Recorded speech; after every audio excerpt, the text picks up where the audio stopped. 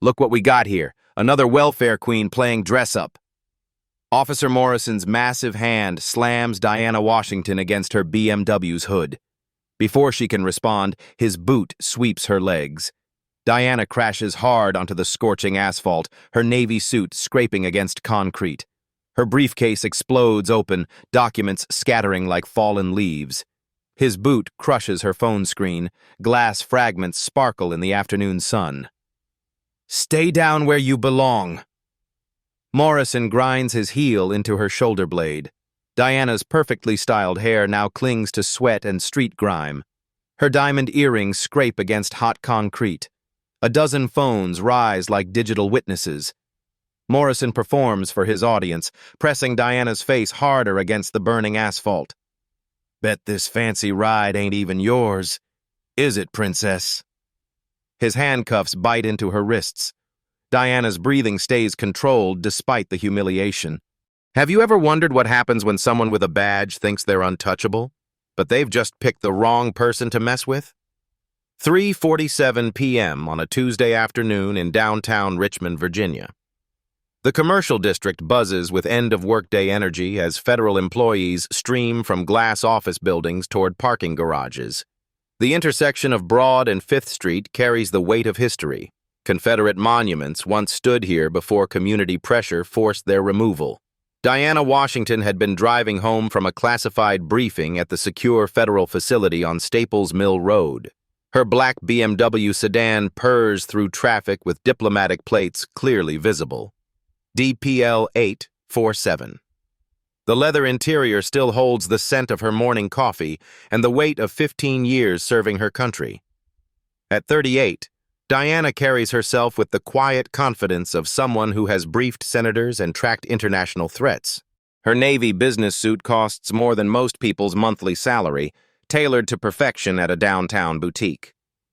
The briefcase beside her contains encrypted materials that could shift global politics. Today was supposed to be special. Her daughter Keisha's high school graduation rehearsal starts at 5 p.m. Diana had promised to be there early to watch her baby girl practice walking across the stage toward a full scholarship to Howard University. The other daughter, Maya, waits at home with cap and gown pressed and ready. Officer Bradley Morrison sits in his patrol car outside the Starbucks, watching foot traffic with predatory eyes. 12 years on the Richmond force have hardened him into something bitter and cruel.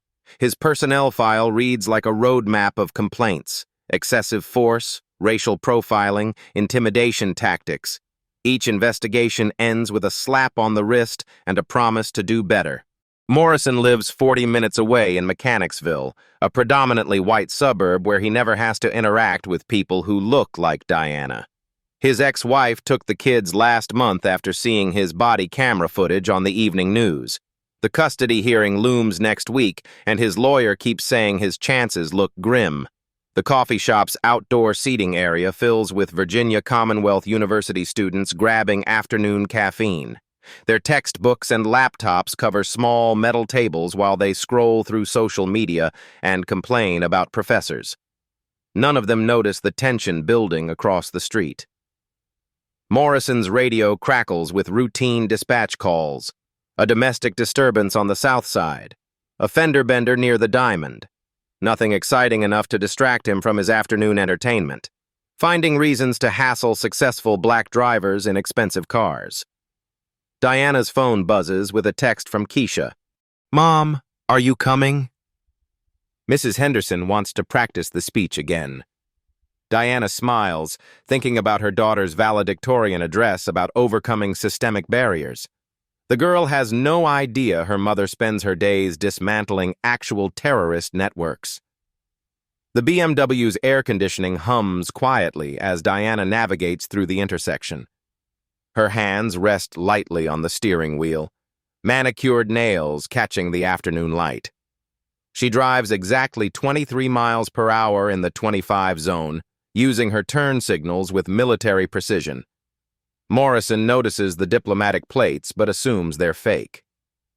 In his experience, successful black people always have something to hide. He's pulled over doctors, lawyers, teachers, convinced that their success masks criminal activity.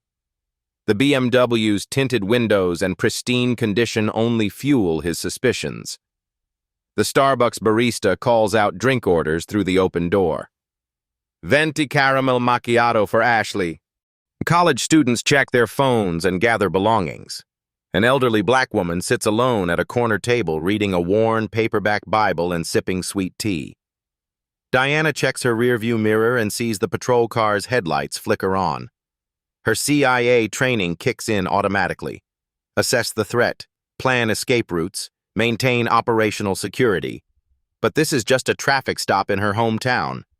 What could go wrong? Morrison activates his lights and siren. The familiar rush of power floods his system as he watches the BMW's brake lights respond. This is what he lives for. The moment when someone realizes he controls their day, their freedom, their dignity. The late September heat creates shimmering waves above the asphalt. Traffic slows as drivers gawk at the unfolding scene. A delivery truck idles nearby, its driver already reaching for his phone. The local news van sits 3 blocks away, covering a ribbon-cutting ceremony at a new boutique. Diana pulls over with professional calm, hands visible on the steering wheel. She runs through the encounter protocols drilled into every federal agent. Comply, de-escalate, document everything. Her encrypted phone sits silent in the briefcase, her handler expecting a check-in call within the hour. Morrison approaches with his chest puffed out and hand resting on his weapon. His boots make deliberate sounds against the concrete. This is his stage, his moment of absolute authority. Neither of them knows this intersection will become ground zero for a reckoning that will reshape an entire police department. Morrison's boots pound against the sidewalk as he approaches Diana's driver's side window. His jaw clenches with anticipation, like a predator circling wounded prey. The afternoon sun glints off his badge as he adjusts his utility belt, making sure his gun is visible. "License and registration." Now. His voice carries the tone of someone accustomed to immediate obedience. No explanation, no courtesy, just raw authority backed by state power. Diana rolls down her window with measured calm. "Good afternoon, officer. May I ask what traffic violation I've committed?" Her voice carries the precise diction of someone who briefs government officials daily. Morrison's face darkens at her question. In his world, black drivers don't ask questions. They grovel and apologize. "Don't get smart with me, lady." I said license and registration. His massive frame blocks the sun, casting Diana's car interior in shadow. "I'm happy to provide my documentation, but I'd like to understand the reason for this stop." Diana reaches slowly toward her purse, telegraphing every movement. "I was driving the speed limit and following all traffic laws." "You were speeding through a school zone!" Morrison's voice rises loud enough for the Starbucks crowd to hear. Several college students look up from their laptops, sensing trouble. Diana glances around the intersection. No school zone signs are visible anywhere. The nearest elementary school sits 8 blocks away. "Officer, I don't see any school zone markings." "Could you point them out?" Morrison's hand moves to his weapon. "Are you calling me a liar?" "Get out of the vehicle, right now." His voice drops to a menacing growl that makes nearby pedestrians step backward. "Sir, I'm not calling you anything. I'm simply asking for clarification." Diana unbuckles her seatbelt with deliberate slowness. Her CIA training screams warnings. This officer is escalating without cause, looking for confrontation rather than compliance. "Out! Hands where I can see them." Morrison yanks the car door open with enough force to make the hinges groan. His meaty hand grabs Diana's upper arm, fingers digging into her jacket sleeve. Diana steps out gracefully despite the rough handling.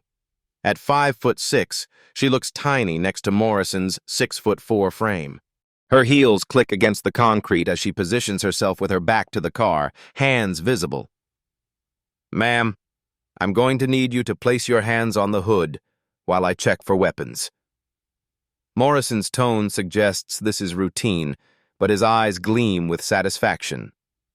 The Starbucks crowd watches in uncomfortable silence. "Officer, I'm not armed, and I haven't committed any violation." This seems excessive for a traffic stop.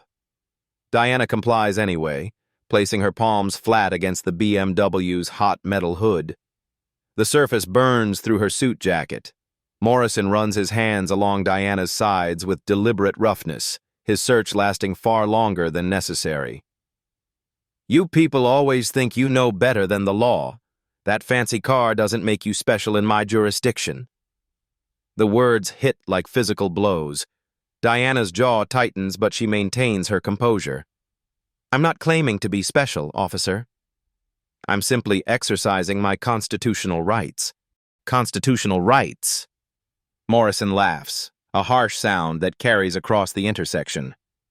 "Let me tell you about your rights. You have the right to shut your mouth and do what I say." A college student at the nearest table starts recording with her phone. Morrison notices and glares in her direction. "Ma'am, you need to put that away, or I'll arrest you for interfering with a police investigation." The student hesitates but keeps filming. Other phones emerge from pockets and purses. The intersection transforms into an impromptu studio with multiple camera angles capturing every moment. Morrison returns his attention to Diana, who hasn't moved from her position against the car.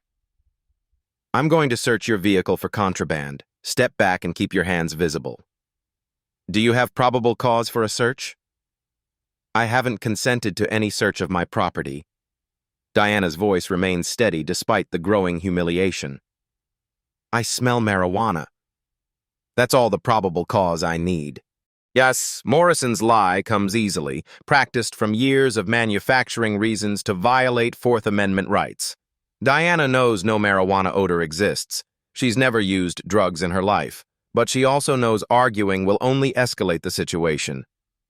"Officer, I don't use marijuana." "You're welcome to call for drug detection units if you believe." "I don't need your permission for anything." Morrison shoves Diana harder against the car, the heated metal burning through her shirt. "Turn around and put your hands behind your back." "Am I under arrest?" "What are the charges?" Diana turns slowly, maintaining eye contact. Her training taught her never to show fear to hostile forces. Morrison produces zip-tie restraints instead of standard handcuffs. Obstruction of justice, resisting arrest, and suspicion of drug possession. Each charge is fabricated, but his confidence makes them sound official. The plastic restraints bite into Diana's wrists as Morrison tightens them beyond necessity. The sharp edges cut into her skin, drawing thin lines of blood that stain her shirt cuffs. "This is excessive force, officer." "These restraints are cutting off circulation." Diana's voice carries just enough edge to show she's not completely submissive. "Maybe next time you'll think twice before giving me attitude." Morrison begins rifling through Diana's car with aggressive thoroughness. He tosses her gym bag onto the ground, spilling workout clothes across the hot asphalt. The college students watch in horrified fascination. One whispers to her friend, "This is totally illegal, right?" Others start live streaming on Instagram and TikTok, their followers watching the abuse unfold in real time. Morrison finds Diana's daughter's honor roll certificate in the glove compartment. He holds it up mockingly. "Honor roll?" Let me guess, affirmative action helped with that too. The insult hits Diana like a physical blow. Her daughters work harder than any kids she knows, staying up late studying while their classmates party. But she forces herself to remain silent. "Please be careful with my belongings, officer. Some of those documents are important." Diana watches Morrison handle her possessions like trash, clearly enjoying the power dynamic. "Important?" Morrison waves the honor roll certificate before dropping it into a puddle of spilled coffee. "The only thing important here is learning your place." An elderly black woman at the Starbucks stands up, her chair scraping against concrete. "Officer, that young lady ain't done nothing wrong. Y'all need to stop this foolishness." Morrison whirls toward the woman, his hand moving instinctively to his weapon. Ma'am, sit down and mind your business, or you'll be joining her in custody. The threat silences the crowd momentarily, but phones continue recording. The incident is already spreading across social media with hashtags like Richmond Police Abuse and Justice for Diana trending locally.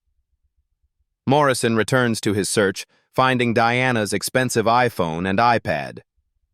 How's a person like you afford all this technology? These items look stolen to me. I have receipts for everything in my purse. You're welcome to verify. Diana starts to explain before Morrison cuts her off. Save it for the judge. I've heard every sob story in the book. Morrison deliberately drops the iPhone, its screen spiderwebbing against the concrete. Diana watches thousands of dollars in equipment being destroyed and feels her professional composure finally starting to crack. Her encrypted phone in the briefcase buzzes with an incoming call from Langley, her handler checking in right on schedule. Morrison's eyes light up with predatory satisfaction as he spots Diana's leather briefcase in the back seat. His thick fingers fumble with the brass clasps, eager to find evidence that will justify his escalating abuse. The September heat makes sweat stains bloom across his uniform shirt. Well, what do we have in here? Morrison upends the briefcase, sending classified documents cascading across the burning asphalt like scattered leaves. Official seals and government letterheads mix with personal items, lip balm, breath mints, a photo of Diana's daughters in graduation caps. Diana's heart pounds as she watches top-secret materials blow in the afternoon breeze.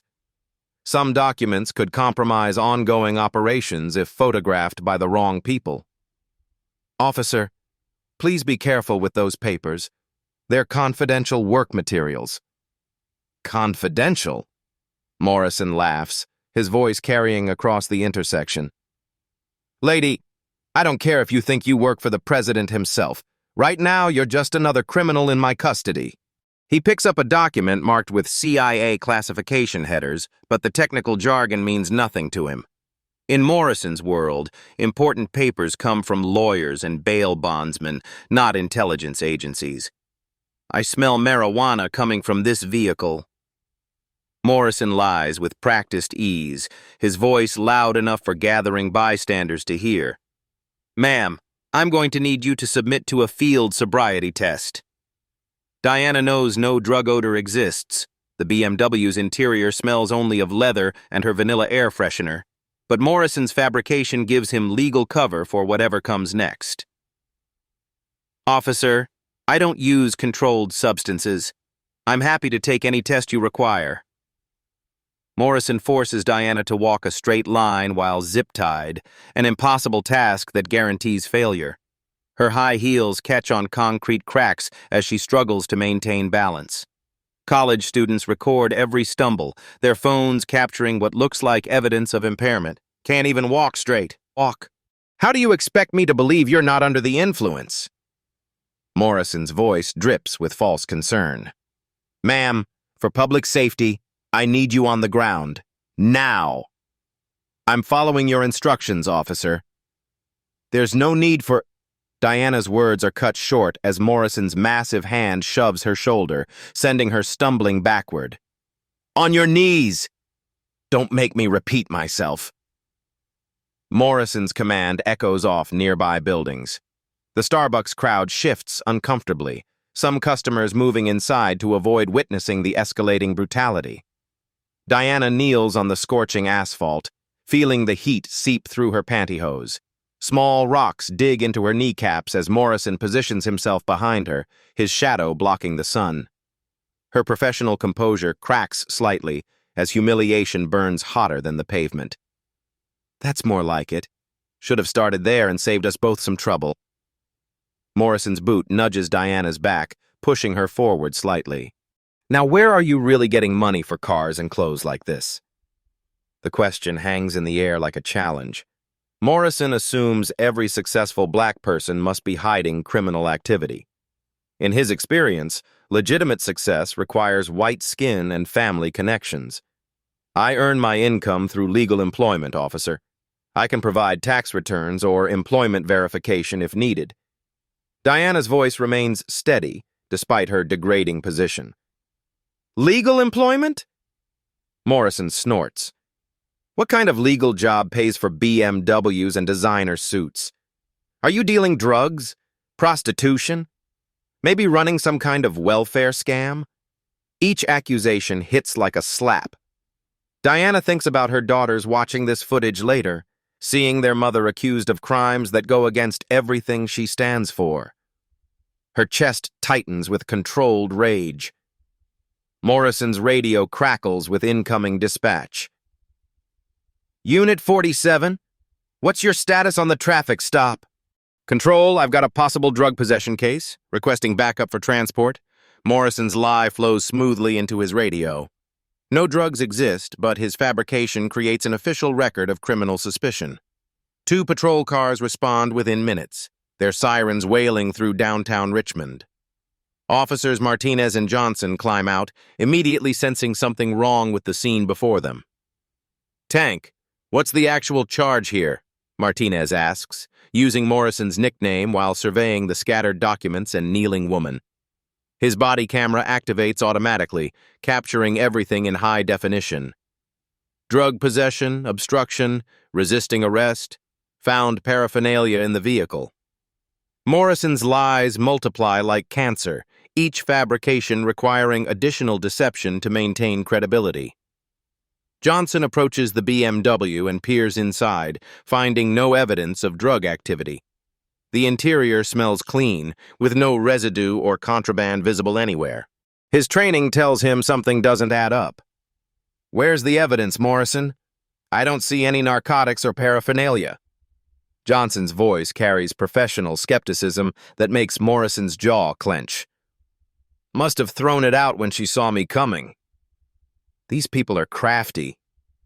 Morrison's explanation sounds weak even to himself. His backup officers exchange glances that suggest growing doubt about his version of events. Diana's encrypted phone begins buzzing inside the scattered briefcase contents. The device displays Langley, urgent, across its military-grade screen, but Morrison assumes it's just another smartphone with a fake caller ID. Your dealer's calling already? Word travels fast on these streets. Morrison kicks the phone away from Diana's reach, its screen sliding across concrete and coming to rest near a storm drain. The crowd of witnesses continues growing as word spreads through social media.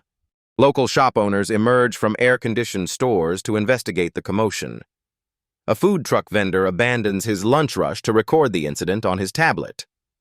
Morrison notices the expanding audience and feels pressure to justify his actions. In his mind, backing down now would make him look weak in front of colleagues and civilians. Doubling down becomes his only option. Ma'am, I'm placing you under arrest for drug possession and resisting arrest. You have the right to remain silent, though you should have exercised that right 20 minutes ago. Morrison's Miranda warning sounds like a victory speech. Diana's professional training kicks into overdrive as she analyzes escape routes and threat assessments. 3 officers, growing crowd, multiple cameras recording. Her cover story as a government contractor could survive this encounter, but revealing her true identity would compromise ongoing operations. The elderly black woman from Starbucks approaches the police perimeter, her weathered hands gripping a worn leather purse. Officers, I've been watching this whole thing. That young lady hasn't done anything wrong. Ma'am, step back or you'll be arrested for interfering with police business. Morrison's threat is automatic, designed to silence witnesses and maintain control of the narrative. But the woman doesn't retreat. I have grandchildren your age, and I ain't about to watch you abuse somebody's baby for no good reason. Her voice carries decades of experience with injustice, but also unwavering moral courage. Other voices join the protest. College students chant, "Let her go," while business owners demand explanations for the aggressive tactics. The intersection transforms into an impromptu demonstration against police brutality. Morrison realizes his simple traffic stop has spiraled into a public relations nightmare. News vans circle the area like vultures, drawn by social media reports of excessive force. His supervisor's radio calls become increasingly urgent. Diana's other phone, a regular iPhone, rings with a call from her daughter. Keisha's ringtone plays "Amazing Grace" as the device sits cracked and abandoned on the hot asphalt. The graduation rehearsal starts in 40 minutes, but Diana may not make it home tonight. The weight of injustice presses down like the afternoon heat. Diana kneels on burning concrete while Morrison fabricates charges that could destroy her career and family.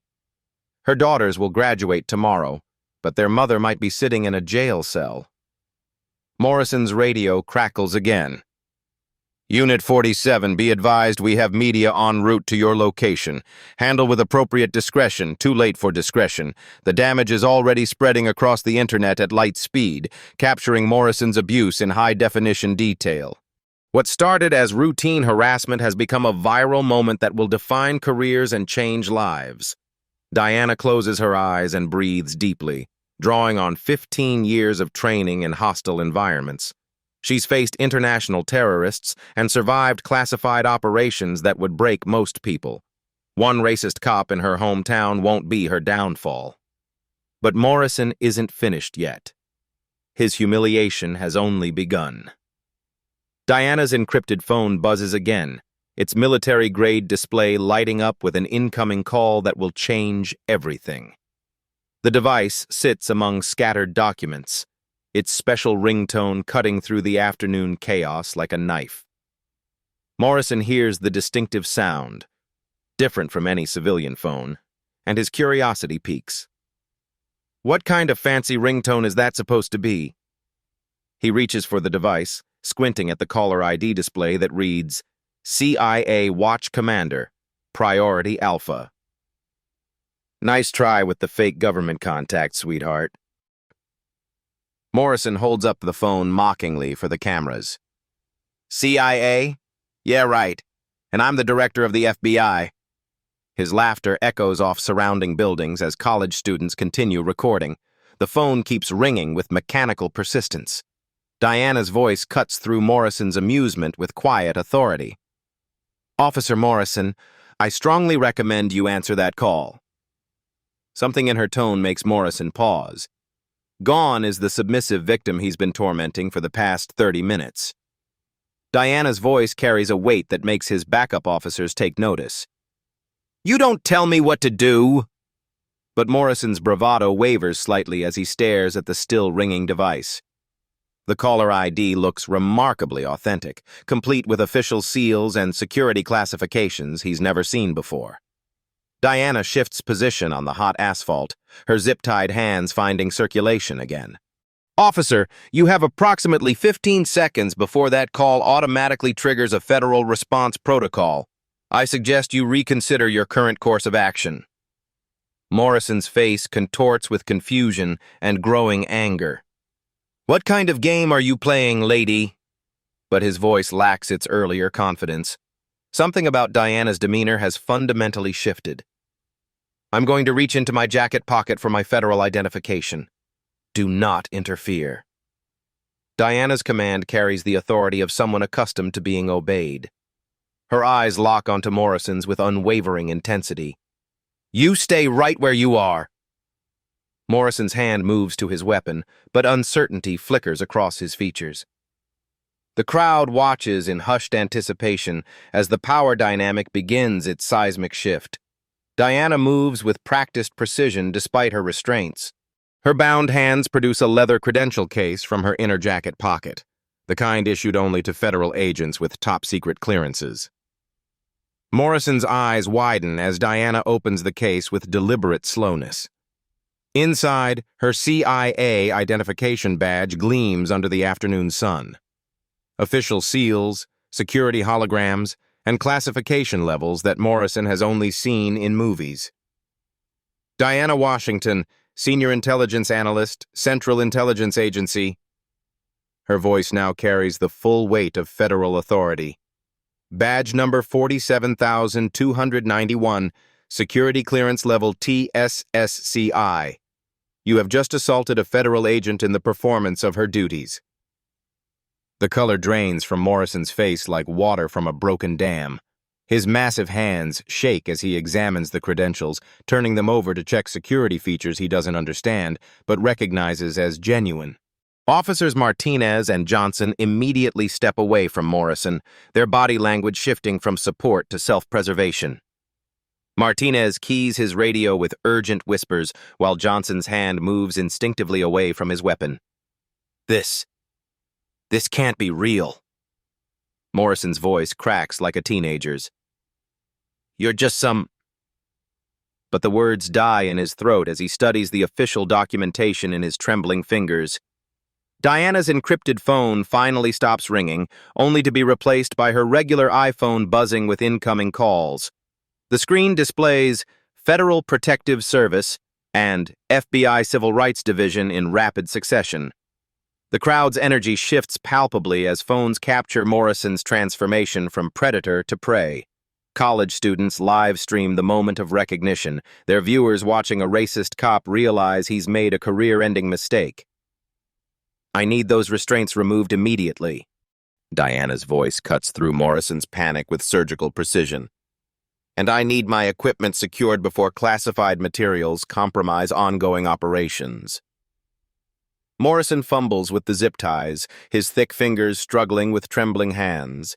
The plastic restraints finally fall away, leaving angry red marks around Diana's wrists that will be photographed beautifully in tomorrow's news coverage. Diana stands gracefully, brushing concrete debris from her suit while maintaining eye contact with Morrison. At full height, she seems to tower over the massive cop despite their size difference. Authority doesn't require physical intimidation. Officer Martinez, please secure the scene and preserve all video evidence. Diana's commands flow naturally to the backup officers, who respond with automatic deference to federal authority. Black SUVs with tinted windows appear at the intersection's periphery like materializing shadows. Federal agents in dark suits emerge with practiced efficiency, their arrival confirming Diana's identity beyond any doubt. Morrison watches his career implode in real time as CIA security personnel establish a perimeter around the scene. His pension, his benefits, his freedom, everything evaporates in the span of 30 seconds. Ma'am, are you injured? Do you require medical attention? Agent Cooper, Diana's handler, approaches with professional concern while his team secures classified documents scattered across the asphalt. I'm fine, but Officer Morrison will need to be processed according to federal protocols. Diana's tone remains calm and measured, showing no satisfaction at Morrison's obvious terror. Morrison attempts one final desperate plea. I didn't know. I was just doing my job. I have kids, please. But his words fall on deaf ears as federal agents begin their methodical documentation of civil rights violations. The crowd erupts in cheers and applause as justice begins its swift reversal. Phone cameras capture Morrison's breakdown, while Diana maintains her professional dignity throughout the dramatic power shift. The racist cop who thought he was untouchable has just discovered that some people truly are protected by forces beyond his comprehension. Morrison's world collapses in the span of heartbeats as federal agents surround him like wolves circling wounded prey. His massive frame seems to shrink with each passing second, shoulders sagging under the weight of his catastrophic mistake. Officer Bradley Morrison, you are under arrest for violation of federal civil rights under color of law. Agent Cooper's voice carries the authority of the United States government as he produces federal handcuffs designed for high-profile arrests. Wait, please! I didn't know who she was. Morrison's voice cracks like breaking glass. Sweat pours down his face despite the air-conditioned SUVs now surrounding the intersection. I have children! I was just doing my job. Diana watches with professional detachment as Morrison receives the same treatment he inflicted on countless others. The federal handcuffs click into place with metallic finality, their weight different from the zip ties he preferred for humiliating black drivers. You have the right to remain silent. Anything you say can and will be used against you in a court of law. Agent Cooper's Miranda warning echoes Morrison's earlier mockery, but delivered with constitutional precision rather than racist satisfaction. Richmond Police Chief Maria Santos arrives in a convoy of patrol cars, her face grim as she surveys the federal takeover of her officer's traffic stop.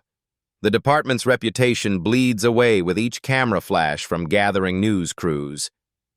Agent Cooper, I need to understand what happened here. Chief Santos approaches with diplomatic caution, knowing her department faces potential federal oversight. We'll provide full cooperation with your investigation. Morrison's backup officers distance themselves physically and professionally from their disgraced colleague. Martinez hands over his body camera footage without being asked, while Johnson provides written statements documenting Morrison's fabricated charges. Chief Santos, your officer assaulted a federal agent, falsified evidence, and violated multiple civil rights statutes. Diana's voice remains steady as she catalogs Morrison's crimes. This incident will require comprehensive federal review. The crowd of witnesses buzzes with vindicated energy as Morrison is loaded into a federal transport vehicle. College students high-five each other while live-streaming his perp walk to thousands of online viewers hungry for justice. Morrison's wife arrives as news crews broadcast his arrest live on local television. She parks across the street and watches through her windshield as federal agents document every aspect of his downfall. Her divorce attorney's business card sits ready in her purse. Please, Diana. Can I call you Diana? I made a mistake. Morrison's desperate plea carries across the intersection as federal agents secure him in their vehicle. I'll do anything to make this right. Diana approaches the transport vehicle's window with measured steps. Her voice remains calm but carries unmistakable finality. Officer Morrison, you had numerous opportunities to de-escalate this situation. You chose violence and humiliation instead. News vans multiply around the intersection like gathering storm clouds. Reporters scramble to understand how a routine traffic stop transformed into a federal civil rights case. Social media hashtags trend nationally as the story spreads beyond Richmond. Chief Santos addresses the media with carefully prepared statements about accountability and reform.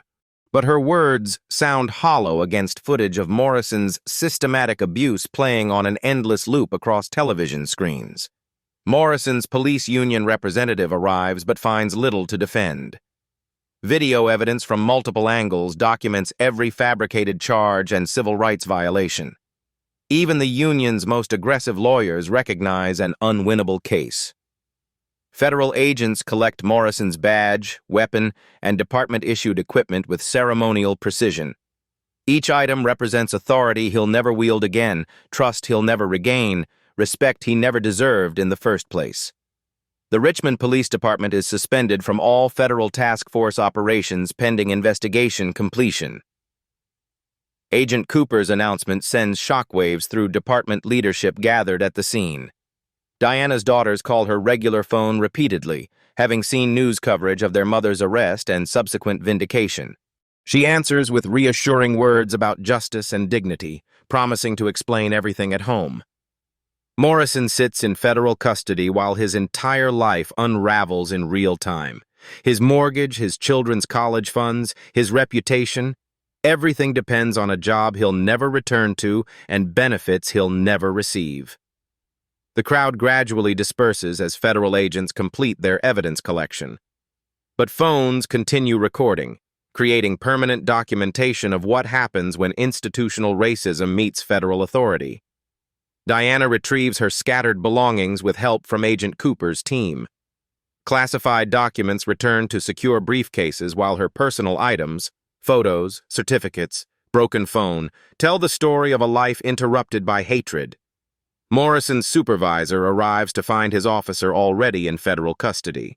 The traffic stop that should have taken 5 minutes has destroyed careers, triggered investigations, and exposed the rot within Richmond's police culture. As federal vehicles depart with Morrison secured inside, Diana stands at the intersection where everything changed. Tomorrow brings new challenges, but today, justice swift and certain. The racist cop who thought badges granted immunity has learned that some authorities answer to higher powers than local politics and police unions. 6 months later, The federal courthouse in Richmond buzzes with media activity as Morrison's civil rights trial reaches its climactic conclusion. Satellite trucks line the street while reporters deliver live updates to national audiences hungry for accountability. FBI Special Agent Rebecca Torres presents the prosecution's devastating case to a packed courtroom. Her investigation uncovered a pattern of abuse stretching back 8 years, with Morrison targeting black drivers with surgical precision and departmental protection. Ladies and gentlemen of the jury, the evidence shows Officer Morrison conducted 47 questionable traffic stops involving African-American drivers. Agent Torres displays a massive chart documenting Morrison's systematic racism. Conviction rates, 0%. Complaint rates, 100%. Morrison sits at the defendant's table in an ill-fitting suit, his lawyer struggling to construct any viable defense. Video evidence from Diana's assault plays on courtroom monitors, showing Morrison's abuse in crystal-clear detail to jurors who wince at every brutal moment.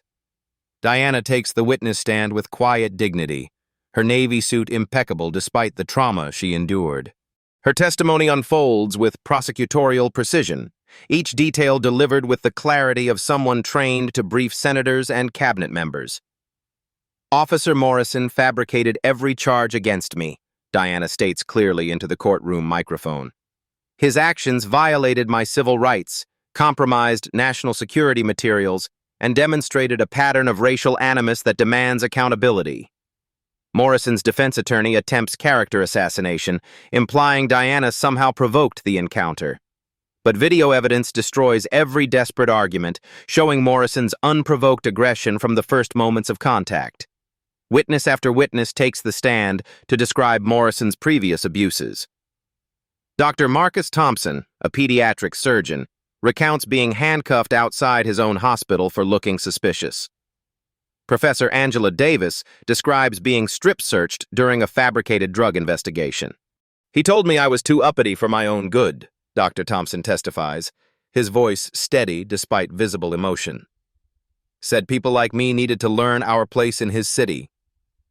FBI forensic analysts present evidence of Morrison's evidence tampering and report falsification. Body camera footage mysteriously malfunctioned during encounters with black drivers, but worked perfectly for white motorists. The pattern speaks louder than any testimony.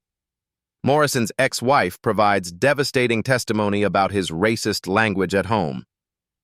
Bradley would come home bragging about putting black people in their place, she states while avoiding eye contact with her former husband. He collected complaint letters like trophies. The prosecution introduces Morrison's social media posts, revealing years of racist memes and inflammatory comments about Black Lives Matter protests. Screenshots show him celebrating police brutality videos and mocking civil rights activists. Judge Patricia Williams, a distinguished African-American jurist, maintains perfect decorum despite the inflammatory evidence. Her courtroom becomes a crucible where American justice faces its ultimate test, holding police accountable for racist violence.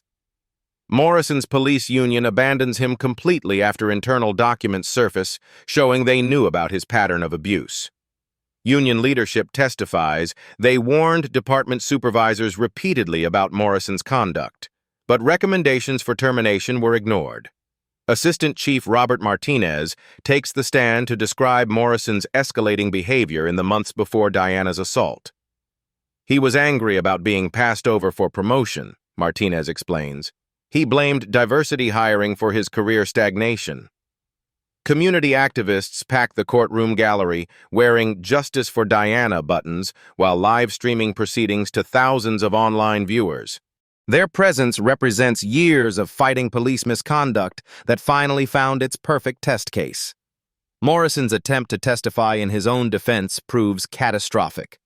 Under cross-examination, he reveals the depth of his racial animus while trying to justify his actions. I was protecting the community from people who don't belong, he states, sealing his own fate.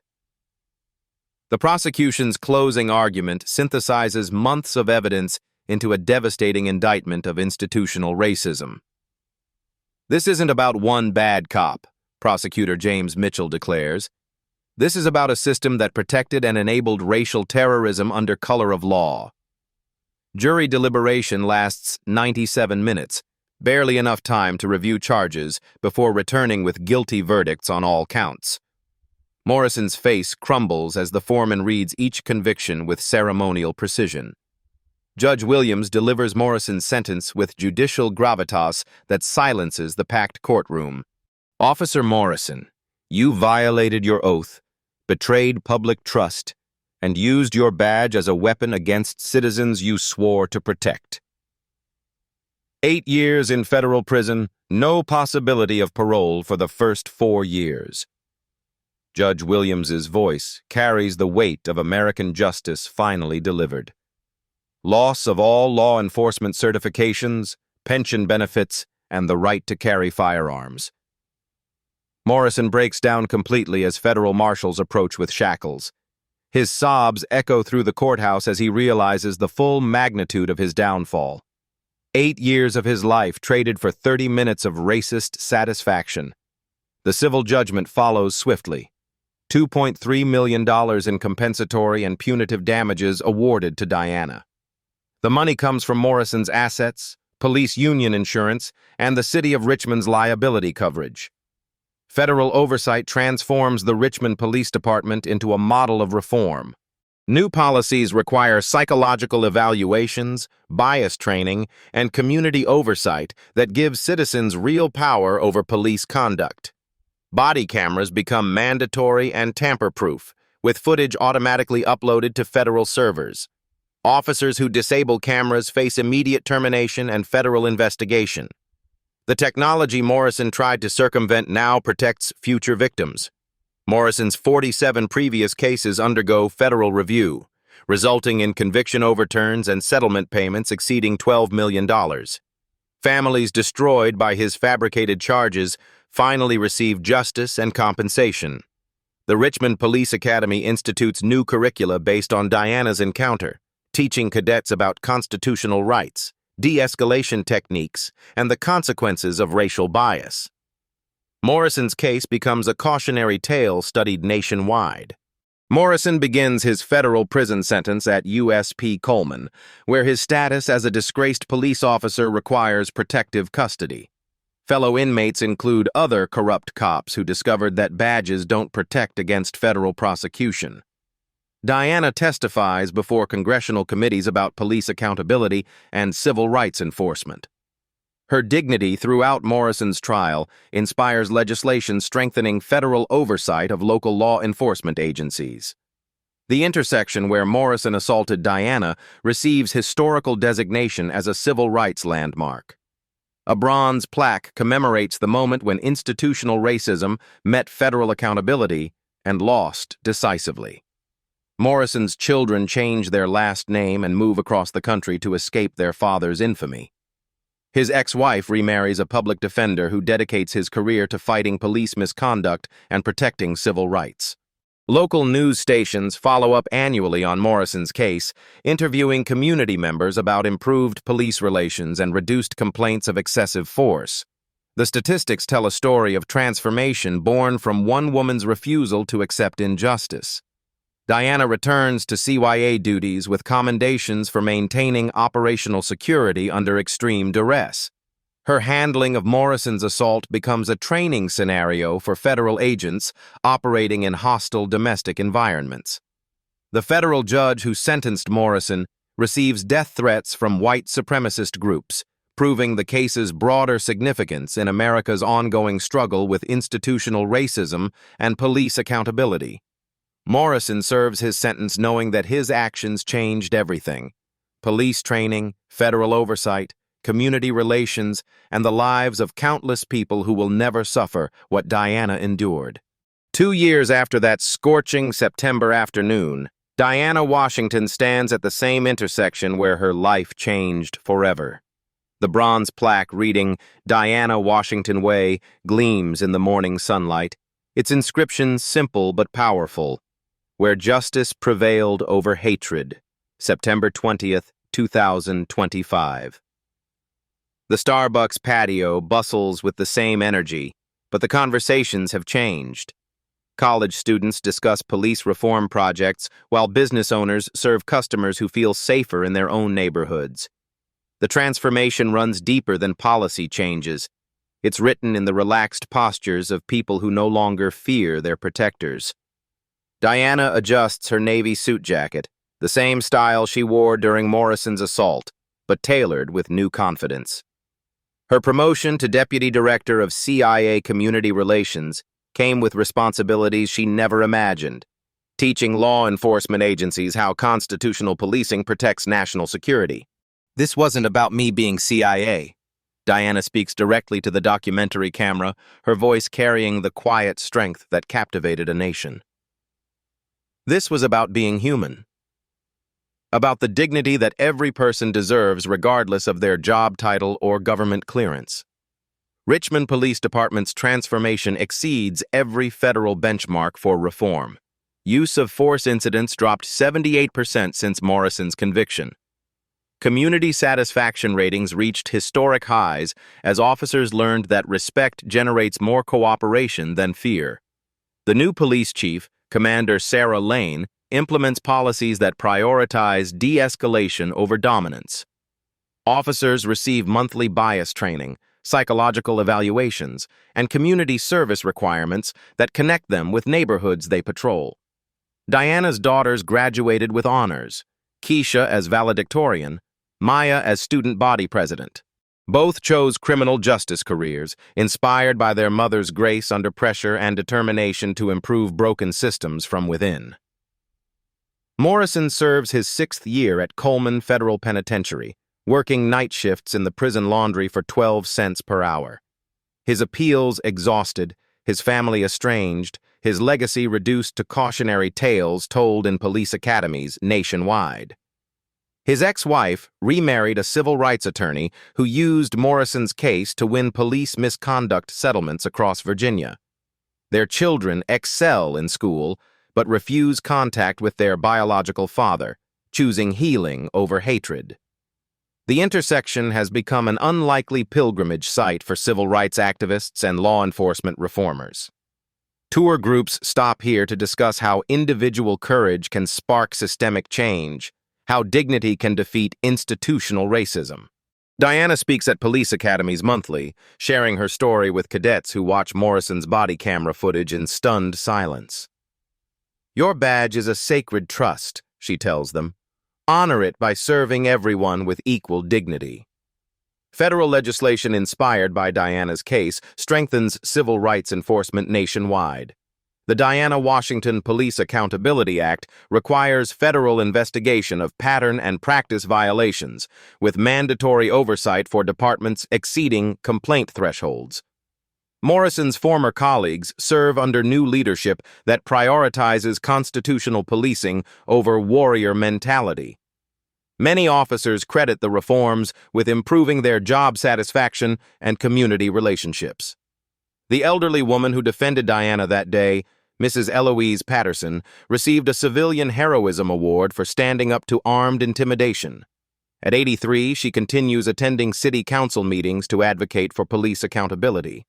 "Every person deserves dignity regardless of their race, their job, or their past," Diana addresses the camera with final conviction. "But when someone abuses their power, the system must respond with swift and certain justice. This wasn't about revenge. It was about ensuring this never happens again." Final statistics. Morrison, 8 years federal prison, $2.3 million judgment Richmond PD, 78% reduction in excessive force. Community, 47 wrongful convictions overturned. Diana. Leads National Police Reform Initiative's call to action.